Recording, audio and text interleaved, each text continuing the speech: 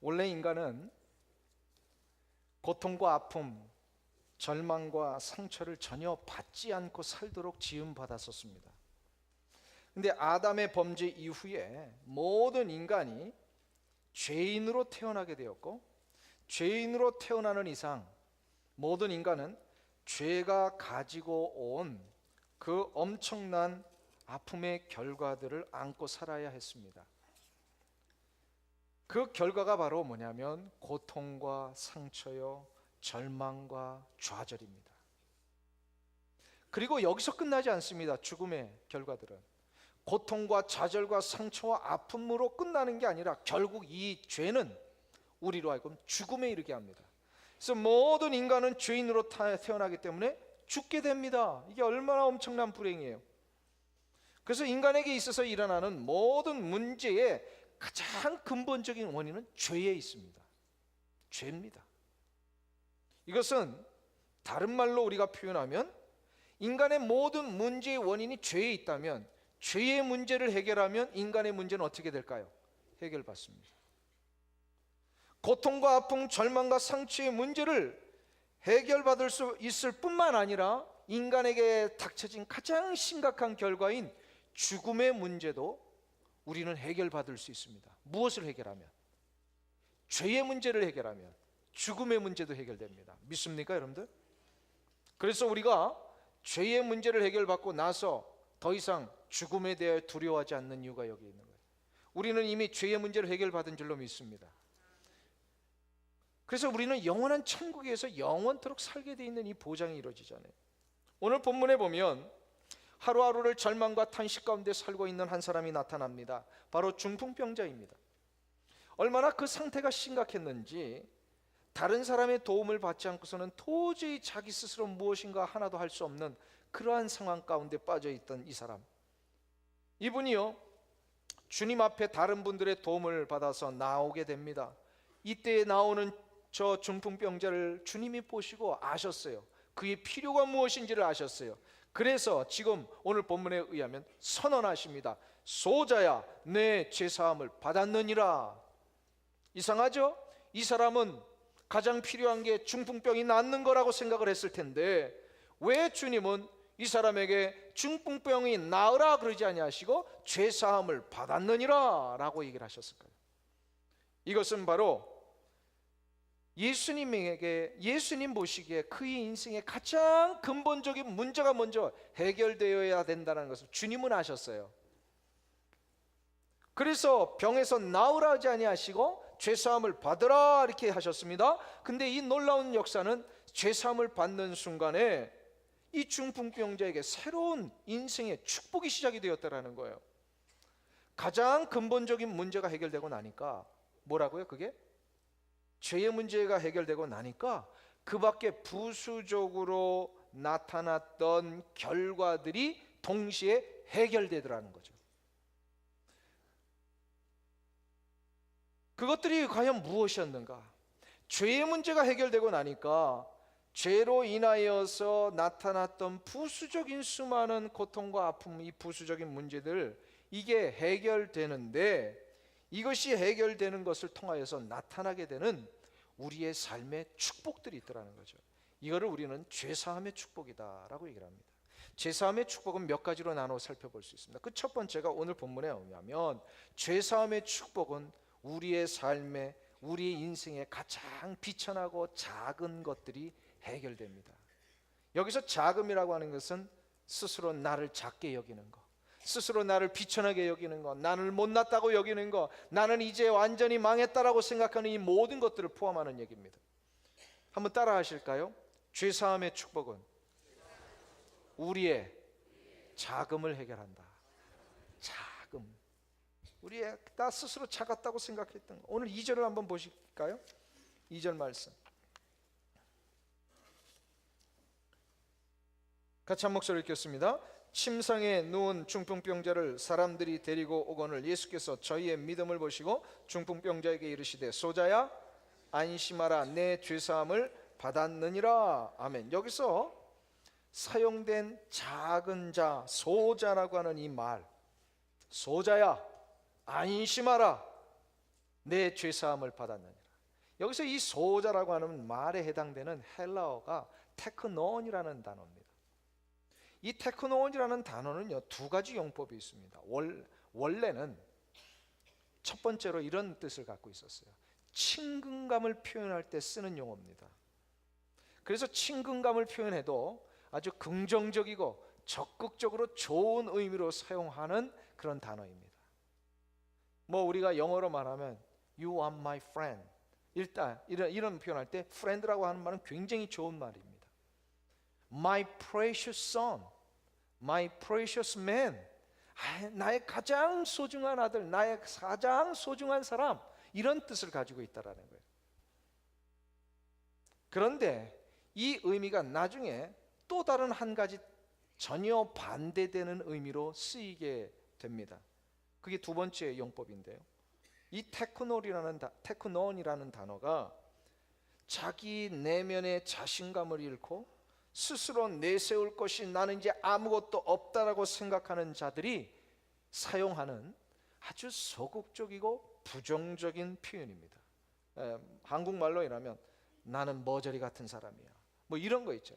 이 머저리 같은 사람, 나는 쪼다, 뭐 이런 표현이 있잖아요.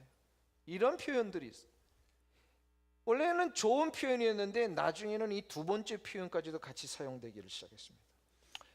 오늘 본문으로 다시 돌아와서 무슨 이유인지 모른 채 언제부터인가 자기 자신에게 찾아왔던 이 중풍병, 이 중풍병 때문에 이 사람은요, 자기의 수족도 쓰지는 못하고 원하는 곳도 가지 못하고 일상생활에 필요한 것조차도 스스로 할 수 없는 자신의 모습을 보니까 스스로 비참해지기를 시작을 한 거예요. 내가 어떻게 이제 이렇게 되었는가? 이런 자신 스스로 비참하다고 하는 생각 때문에 늘 그는 자신감을 잃고 절망감에 살았던 것 같습니다. 그래서 지금 예수님 앞에 나오면서도 스스로 나는 아무것도 할 수 없는 무능한 자요, 완전히 나는 이제 실패자라고 하는 생각으로 주님 앞에 나오고 있었습니다. 즉 이건 무슨 얘기냐면 자기 스스로를 두 번째 테크논, 부정적이고 소극적인 의미로서의 작은 자, 소자라고 생각하며 주님 앞에 나왔다라는 거예요. 그러나 주님께서는 그의 마음을 모르실 리가 없습니다. 이때 주님이 말씀하신 것이 사랑하는 나의 아들아, 그러면서 소자야, 주님이 부르셨어요. 너는 지금 너 스스로를 초라하고 보잘것없는 무능한 자라고 생각하느냐? 그러나 나는 너를 그렇게 생각하지 않는다. 나는 너를 나의 가장 소중한 아들, 가장 소중한 사람, 가장 나의 친한 친구로 여기노라 하시면서 두 번째 의미가 아니라 첫 번째 원래 의미인 My precious man, 나의 가장 소중한 아들, 이 긍정적이고 적극적인 의미로 바꾸어 주신 것입니다. 그래서 주님이 안심하라라고 말씀하신 거예요. 이제 나는 너를 그렇게 생각하지 않는다. 안심하라, 용기 가지라는 거예요. 원래적인 말. Be strong, 이제는 강하게 생각하라. 예수 그리스도 앞에 나오는 자는 그 어느 누구도 정죄함을 받지 않습니다. 예수 그리스도 안에서 거듭난 자는 이제 더 이상 그의 가지고 있는 외적인 것, 그의 가지고 있는 능력 때문에 평가받지 않습니다. 그 자체가 가장 소중한 자가 됩니다. 왜인지 아세요? 예수님은 나를 구원하신 진정한 구세주이시기 때문에.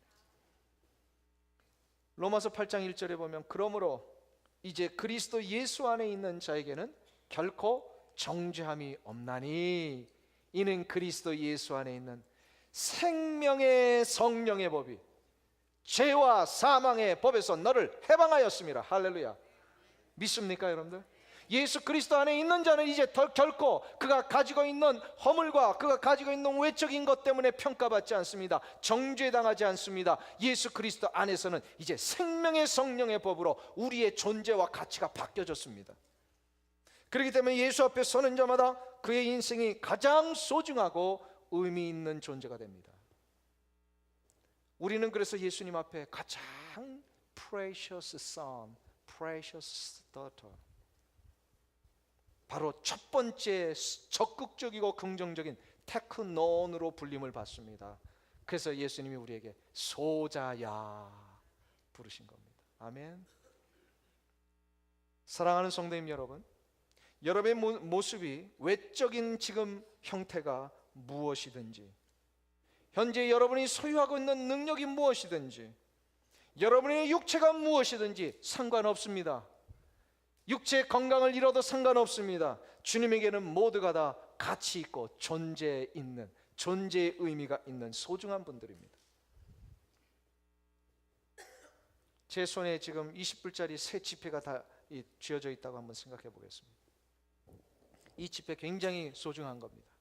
새 거기 때문에 아꼈습니다. 근데 이게 그대로 갑니까? 손으로 만졌다가 주머니에 넣었다가 어떨 때는 주머니에서 흘려서 땅바닥에 떨어지기도 하고 그러면 밟히기도 합니다. 처음에는 새 지폐 아주 소중한 것처럼 보였는데 헐렁헐렁한 낡은 지폐가 됩니다. 그러면 낡은 지폐라고 해서 그냥 이제는 소용없고 나면서 버리는 분이 있어요, 없어요? 그런 분들이 있으면 저한테 좀 알려주세요. 제가 다 주워가게. 새 지폐라고 가치가 있고 헌 지폐라고 가치가 없는 것이 아닙니다. 지폐는 그 자체가 가치가 있는 거예요. 우리가 바로 그러한 존재가 되었다라는 겁니다. 예수 그리스도 안에서 거듭난 자가 되었다라고 하는 것은 우리의 존재가 완전히 의인이 되었다라는 거예요. 의인이 되었다라고 하는 것은 의인으로 살면서 세상적으로 조금 내가 모자라도, 그렇게 잘 나가던 직업이 내가 이제는 형편없는 자리에 처해 있어도, 한평생 모아놨던 돈이 어느 날 갑자기 다 없어져도, 내 몸뚱이 하나 믿고 살아왔는데 나의 이 몸에 이상한 육체의 질병이 생겼어도, 그래서 내가 내 얼굴 봐도 이제는 보기가 싫고 쭈글쭈글해지고 언제부터인가 나의 이 모습이 왜 이렇게 비참해졌는가 라고 혹시 생각할지도 모르지만, 그러나 우리 주 예수 그리스도 안에 있는 자에게는 여전히 precious man, 소중한 존재입니다. 그러니까요, 안심하십시오. 우리 주님이 인정하시면 되잖아요. 마리아 앤더슨이라고 하는 유명한 흑인 성악가가 있습니다. 아주 오래전의 인물이죠. 이분을 들어서 세상에 수많은 사람들이 100년에 한 번 날까 말까한 그런 위대한 가수라고 칭찬하고 평가를 했었습니다. 이분이 얼마나 유명했던지요, 로즈벨트 대통령이 시절에 영국 여왕이 미국을 방문했을 때에 그를 환대하면서 큰 공연도 벌이고 수많은 사람들 축제를 벌이는 마당이 있었습니다. 그때 모인 사람들의 수가 워싱턴에 살고 있는 정치, 경제, 또 이 법 쪽에 이 수많은 리더들 모여 있는데 7만 5천 명이 모였었습니다. 어마어마한 그 시간입니다. 일반인들이 아니고 다 리더들인데요. 이러한 7만 5천이 모여 있는 큰 행사에 로즈벨트 대통령이 이 마리아 앤더슨이라는 흑인 여가수, 이 성악가를 특별히 지명해서 이분이 여기서 공연을 해야 된다. 그래가지고 이분이요, 그 자리에 초대받아서 아주 멋진 공연을 펼치게 됩니다. 아주 유명한 일화입니다. 이런 일이 있은 이후에 한 기자가 찾아와서 마리아 앤더슨에게 묻습니다. 당신의 인생 중에서 가장 소중하고 가장 감동적인 순간은 언제였습니까? 아마 얼마 전에 있었던 이 7만 5천 명을 상대로 한 그 아름다운 멋진 공연을 염두에 두고 그때였습니다 라고 하는 이 대답을 듣고 싶었던 것 같아요. 이 마리아 앤더슨이요, 그 질문 앞에 잠시 생각을 하더니 이렇게 대답을 했습니다. 내가 어머니에게 엄마, 나 다시는 목욕하지 않을 거야 라고 말할 때가 나에게 가장 감동적인 순간이었습니다. 이게 무슨 뜻일까요? 그녀는 어린 시절부터요, 자기의 검은 피부가 싫어가지고 백인처럼 하얀 피부가 되고 싶어서 목욕할 때마다 씻고 또 씻고 비비고 이런 일들을 뭐 얼마나 오랫동안 했는지 모른답니다. 아무리 씻어도 바뀌어지지 않는 자신의 피부 색깔 때문에 낙심하고 절망하던 이 어린 마리아 앤더슨이 어느 날 자기 동네 조그마한 그 교회에서 찬양대원으로, 어릴 때부터 노래를 잘하니까 찬양대원으로 봉사하며 섬기던 그날 교회에서 갑자기 예배 중에 그런 느낌을 주더래요. 아, 하나님께서 뜻이 계셔서 나를 백인으로 태어나게 하지 아니하시고 흑인으로 태어나게 하셨구나. 이거를 깨달은 거예요. 하나님이 자기를 이렇게 만드셨다는 걸 비로소 그가 이해하고 그것이 얼마나 놀라운 감격스러운 축복인가를 알게 된 겁니다. 그러면서 그 이후에 어린 마음에 결심을 했답니다. 나는 이제 흑인으로 살아야 되겠다.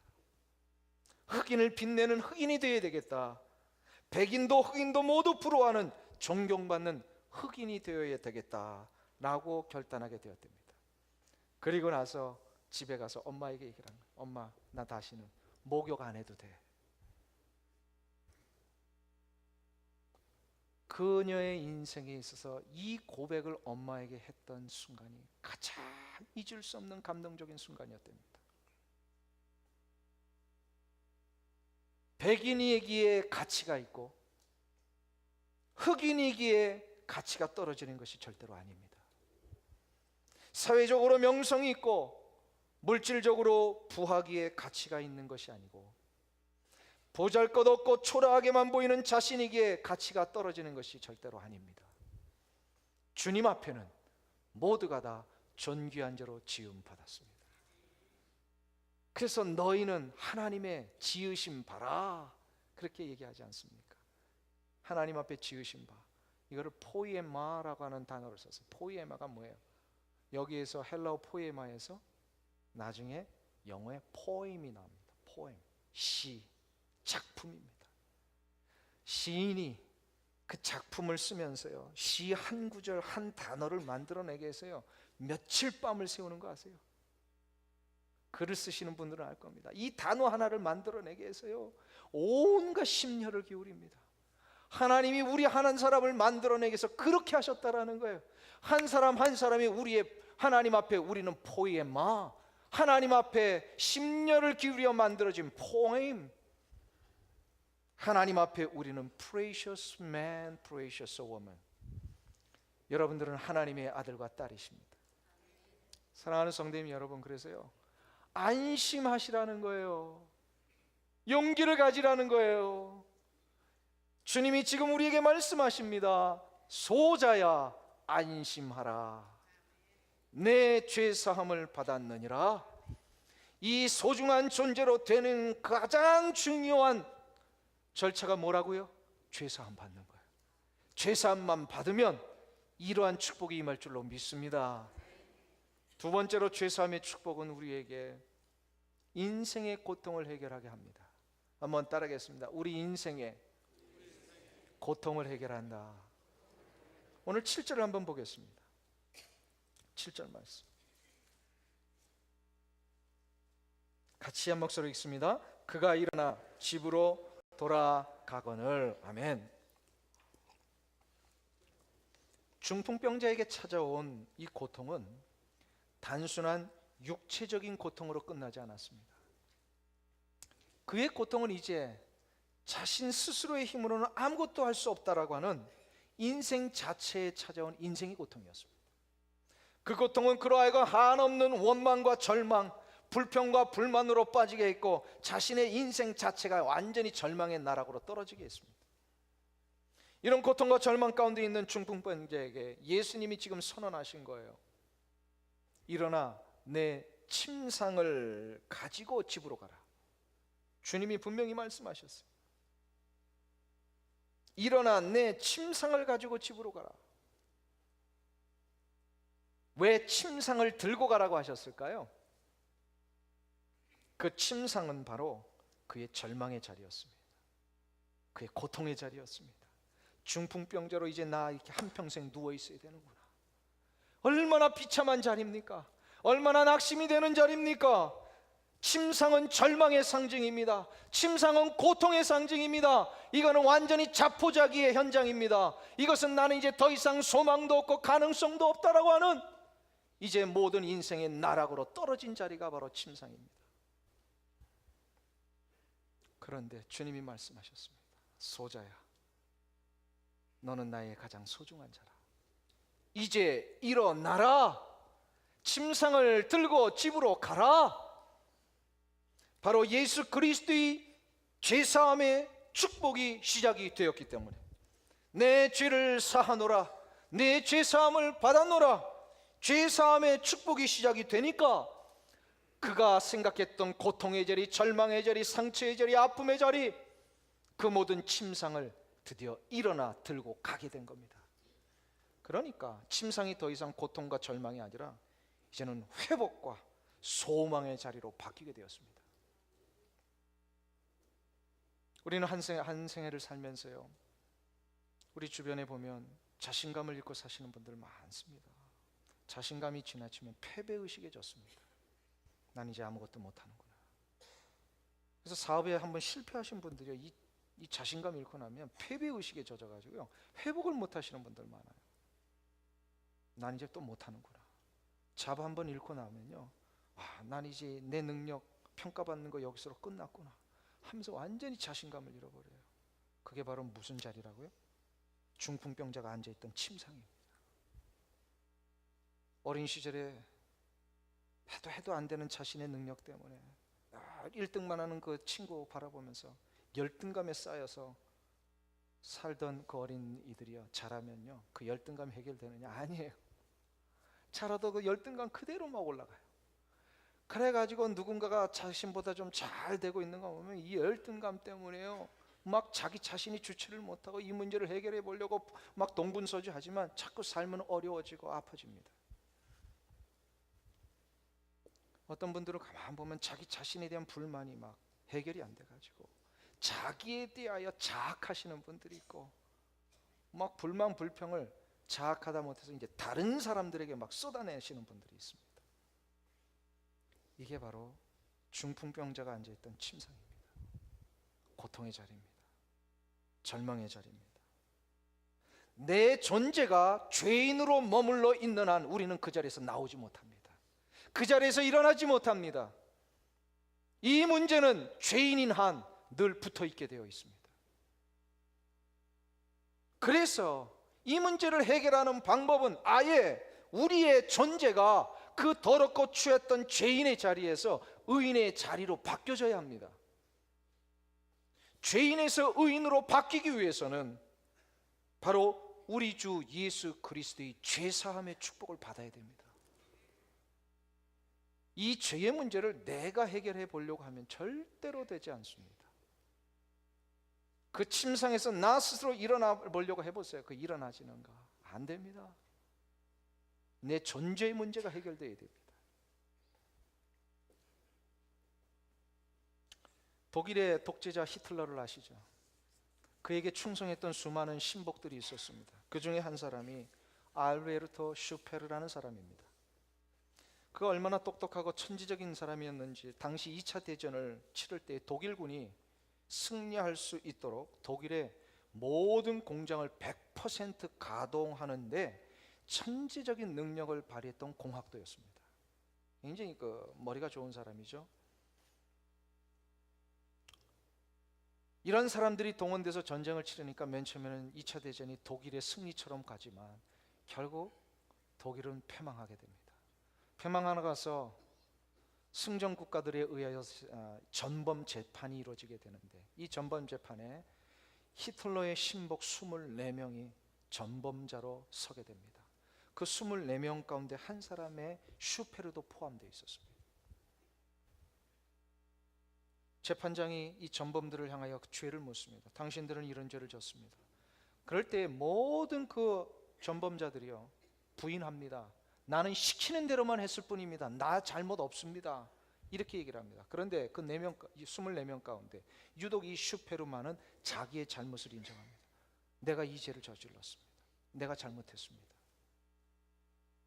그래서 이 슈페르가 재판장으로부터 20년 선고를 받습니다. 감옥 생활 20년을 했어요. 그리고 그가 이제 추록하고 나서 자유인이 된 다음에 자신의 이 죄와 자신의 이 과오들을 정리하기 위해서 저수를 시작을 합니다. 수많은 책들이 나오게 되었습니다. 그 수많은 책들이 막 출간되는 가운데 미국의 ABC 기자 한 사람이 이 슈페르를 찾아가 가지고 인터뷰를 합니다. 슈페르 씨, 당신이 초기에 쓴 책을 보니까 나는 나의 죄를 절대 용서받을 수 없다, 용서받아서도 안 된다라는 말을 썼던데요, 지금도 그 생각에 변함이 없습니까? 이렇게 물어봤어요. 이때 슈페르가 슬픈 기색을 띠며 이렇게 대답을 합니다. 나는 내 죄값을 치르느라고 20년의 감옥 생활을 했습니다. 그리고 그 죄값을 다 치르고 석방이 되었습니다. 법적으로 보면 저는 이제 자유인입니다. 그러나 감옥에서 20년 생활을 했더라도 내가 범한 죄는 절대 용서받을 수도, 용서받아서도 안 되는 죄라고 생각합니다. 2차 대전 때 나 때문에 희생당한 수백만 명의 그 사람들의 생명을 생각한다면 나는 절대로 용서받을 수 없습니다 하면서 그 죄책감에 그가 쌓여 있는 거예요. 20년 형을 치렀는데도 불구하고 철저하게 그가 자신의 문제를 해결해 보려고 수많은 20년 이후에도 수많은 시간들을 노력했지만 그는 그 고통에서 자유할 수가 없었어요. 결국 이 ABC 기자와 인터뷰한 다음에 며칠 후에 그가 스스로 목숨을 끊습니다. 자살을 합니다. 너무 그 고통이 심해가지고. 많은 사람들이 이 슈페르를 향하여서 참 양심 있는 사람이다 라고 평가했는지 모르겠습니다. 혹시 이 자리에 앉아 계신 분들도 그렇게 생각을 하고 계시는지 모르겠습니다. 저 정도면 그래도 양심 있는 죄수 아닌가. 그러나 저는 그렇게 생각하지 않습니다. 알베르토 슈페르의 그 불행은 죄와 그 고통의 문제를 자기 스스로 해결해 보려는 데 있었습니다. 그는 문제 해결점을 잘못 찾은 거예요.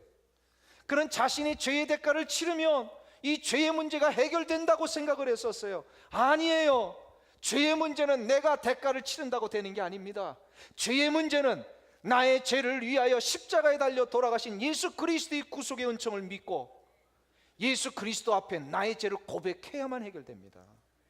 그래야 그 고통에서 해결되는 거예요. 죄 씻음 받는 것뿐만 아니라 법적으로 용서함을 받는 것뿐만 아니라 죄가 남겨놓은 이 고통과 절망과 이 죄의 침상의 자리, 나를 나락으로 떨어뜨려 버린 그 자리에서 일어날 수 있는 방법은 예수 그리스도 앞에 이 죄의 문제를 가져가서 용서함을 받는 거예요. 이거 외에는 방법이 없습니다. 그러니까 슈페르는요, 죄의 문제를 잘못 찾은 거예요. 실패한 거예요. 슈페르와 동일한 나라에서 살았던 한 사람이 있었습니다. 그 사람은 이 문제를 제대로 찾았어요. 그 사람은 바로 슈페르보다 450년 전에 살았던 마틴 루터입니다. 슈페르와 동일하게 죄책감에 한평생을 살았던 사람이 마틴 루터입니다. 그가 수도승이 돼서 수도원에서 아무리 고행을 하고 아무리 열심을 해도요, 도저히 죄의 문제가 해결되지 않는 거예요. 죄책, 얼마나 그의 죄 문제가 심각했던지요, 이 고행을 하면 되는 줄 알고요, 그 수도원에 있는 100개가 넘는 돌계단에 그가 무릎을 꿇고서 무릎으로 그거를 기어 올라가서 피가 척척척 흘러 넘치면 그래도 죄책감이 해결되는 줄 알고 죄의 문제가 용서받는 줄, 그렇게 했는데도 도저히 되지가 않는 거예요. 그가 그래서 하루에도 수십 번씩 수도 원장을 찾아가 가지고 고해성사를 하지 않습니까? 찾아갈 때마다 내가 이런 죄가 있습니다, 이 문제가 해결되지 않습니다. 그래서 지난번에 집회 오셨던 이영걸 목사님 얘기해 주시잖아요. 하도 너무 찾아오니까 수도 원장이 여보게 이제는 한꺼번에 가지고 오게, 찾고 오지 말고, 그런 얘기를 하셨대잖아요. 그만큼 마틴 루터는 죄의 문제 해결하고 싶어서 무단히 노력하고요, 이거를 씻어보기 위해서 씻어보기 위해서 노력을 했던 사람인데 해결을 못 받았습니다. 근데 그가 어느 날 갑자기 성경을 읽는 중에 섬광석과 같은 아주 번쩍이는 그 무엇인가가 자기의 뇌를 딱 치는 성경 구절을 하나 맞이하게 됩니다. 그게 바로 로마서 1장 16절과 17절입니다. 내가 복음을 부끄러워하지 아니하노니 이 복음은 모든 믿는 자들에게 구원을 주시는 하나님의 능력이 됨이라. 첫째는 헬라인에게요, 또한 유대인에게로다 라고 하면서 17절에 이 말씀을 붙듭니다. 복음에는 하나님의 의가 나타나서 믿음으로 믿음에 이르게 하나니 기록된 바 오직 의인은 믿음으로 말미암아 살리라. 할렐루야.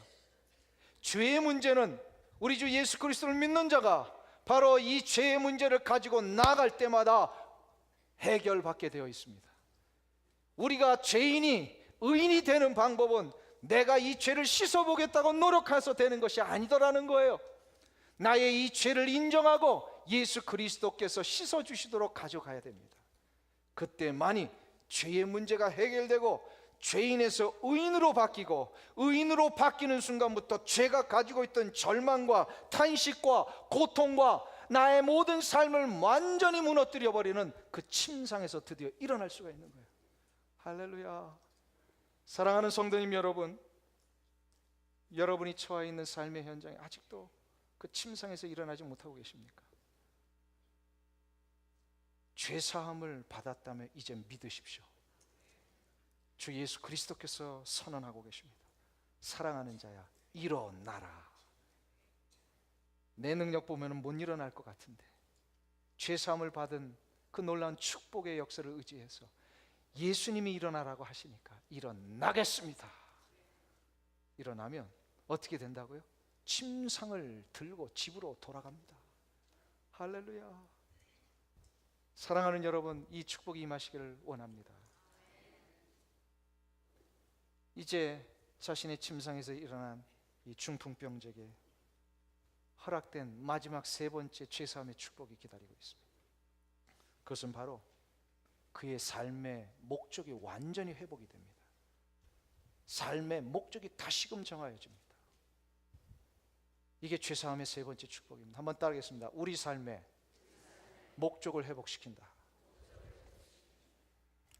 오늘 7절 말씀 다시 보실까요? 거기에 보면 그가 일어나 어떻게 됐다고요? 집으로 돌아가거늘, 집으로 돌아갔다는 얘기를 합니다. 우리가 주목해야 될 표현이 이 부분이에요. 집으로 돌아갔다. 한번 우리가 얼마든지 추측해 볼 수 있습니다. 이럴 때는 정말로 성경 해석이 틀린 게 아니에요. 우리는 상상력을 발휘할 수 있어요. 그가 집으로 돌아간 후에 뭘 했을까요? 뭘 했다고 생각하시나요? 여보, 나왔으니까 밥 차려와. 얘들아, 나왔으니 발 닦을 물 가져와라. 종들한테 그랬을까요? 그가 지금 예수 그리스도 앞에 죄사함을 받아서 자기가 이제 비천하고 절망적인 존재가 아니라 예수 그리스도 안에서 가장 소중한 존재로 변화되었을 뿐만 아니라 그의 인생에 무겁고 더럽고 추한 모든 절망의 문제들이 다 해결받고 나서 집에 들어와서 무슨 얘기를 했을까요? 여보, 나 한평생 이렇게 비참하게 살 줄 알았는데, 중풍병자로 내 수족도 못 쓰고 이렇게 절망 가운데 살 줄 알았는데 예수 그리스도 만나고 나서 내가 이렇게 달라졌어. 예수님을 만난다라고 하는 것은 내 인생이 바뀌는 것이요. 얘들아, 아버지가 이렇게 인생이 바뀌었단다. 내 삶에 이렇게 기쁨과 평화와 감사가 넘쳐나게 되었단다. 이거 이야기하지 않겠습니까? 이 중풍병자는 그동안은 자신의 고통과 자신의 절망의 문제를 해결하는 일을 자신의 목적으로 삼았다면, 죄사함을 받고 나서 해방되고 나니까 이제는 자신의 닥쳐진 고통과 절망의 문제를 해결받는 것이 아니라 이것을 해결해 주신 예수님을 자랑하며 다니는 거예요. 이게 삶의 목적이 완전히 바뀌었어요. 실은 나를 이렇게 바꿔주신 예수 그리스도를 전하며 자랑하는 것, 이것이 바로 우리 인생의 사명입니다. 사랑하는 성도님 여러분, 이 자리에 앉아 계신 모두는 한 분도 빠짐없이 우리 주 예수 그리스도의 놀라우신 죄사함의 역사를 얻은 줄로 믿습니다. 혹시 아직 그거 확신하지 않는다면 다른 거 구하기 전에 그 문제를 놓고 기도하세요. 그리고 그 문제를 해결받고 나면 제가 감히 보장할 수 있습니다. 이전에 누리지 못했던 놀라운 감격이 시작이 됩니다. 기쁨이 시작이 됩니다. 평화가 시작이 됩니다. 잡을 잃어도 괜찮습니다. 내 사업이 이제는 없어져도 괜찮습니다. 우리 주 예수 그리스도께서 보장하신 생명의 능력과 영원한 하나님의 나라가 나에게 보장되어 있기에 나는 이것 때문에 막 감격에 넘쳐서, 우리가 뭐 그거 다 20년 30년 평생 그거 붙들고 살던 거 아니잖아요. 그것보다 더 놀라운 영원한 시간 속에 보장받은 영원한 생명이 있습니다. 자신이 있는 거예요. 이제 자신이 있는 거예요. 기쁜 거예요. 감격이 되는 거예요.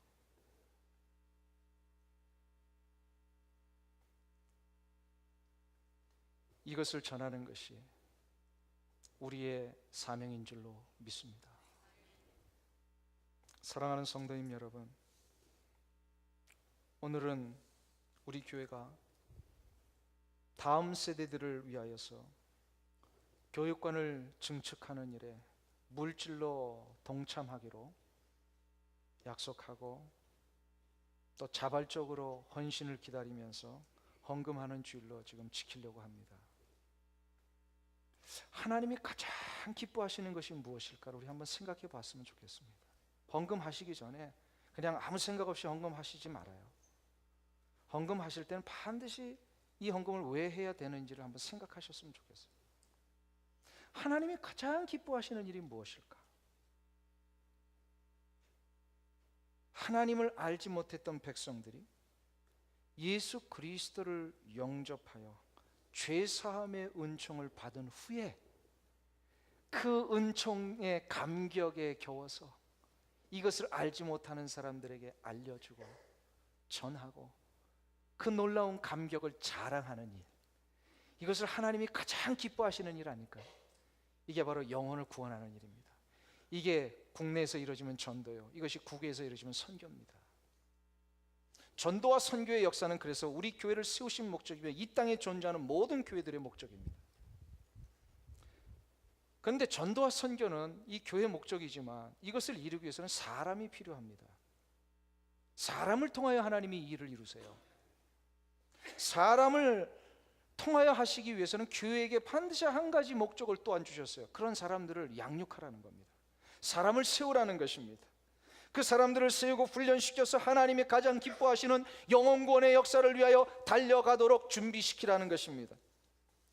저들을 세우고 저들을 양육하여 하나님의 놀라운 복음의 사역자들로 만들어내기 위해서는요, 훈련할 수 있는 장소가 필요한 거예요.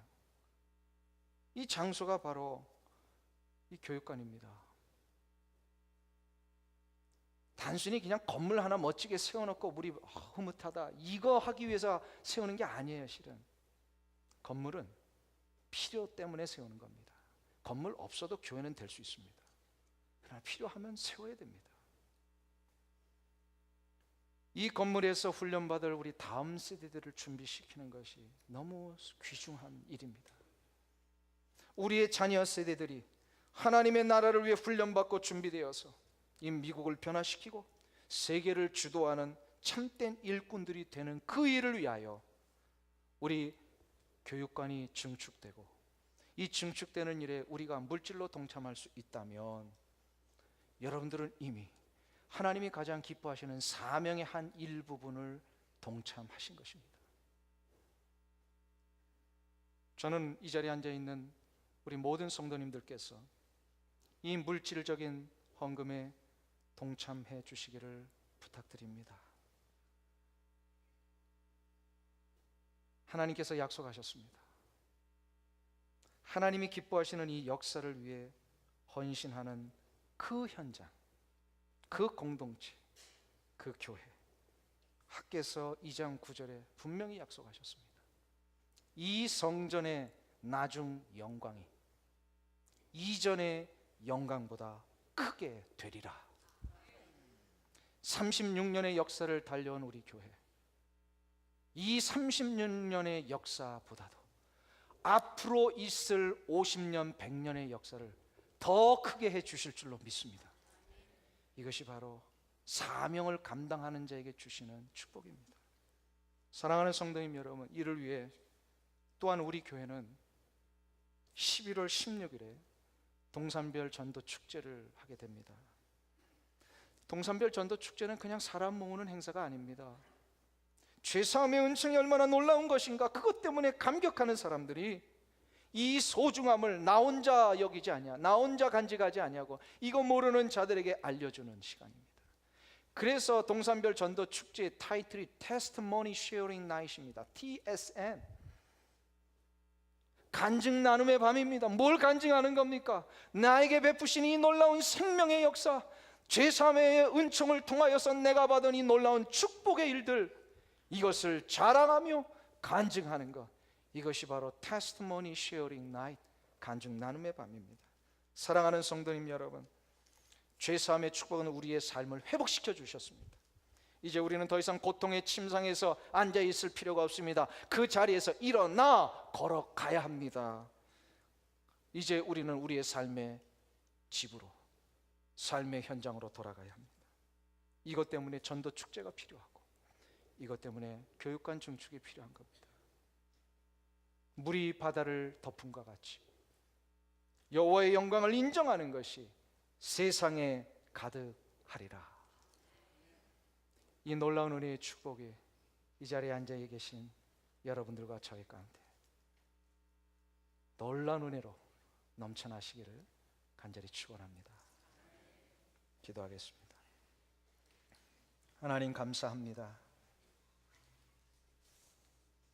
주님의 그 놀라우신 죄사함의 은총 때문에 우리의 존재의 의미가 완전히 바뀌었고, 더 이상 죄인이 아니요 이제는 의인으로, 더 이상 작은 자, 보잘것없는 자, 열등감에 처해 있는 자가 아니라 이제는 우리 주 예수 그리스도 안에서 가장 소중한 자가 되게 하심을 감사합니다. 이 절망의 자리, 고통의 자리에서 헤매이며 어쩔 줄을 몰라 했던 우리에게 이제는 죄사함의 은총을 통하여 그 침상에서 일어나 우리의 삶의 현장으로 달려갈 수 있도록 은혜를 베풀어 주신 하나님 감사합니다.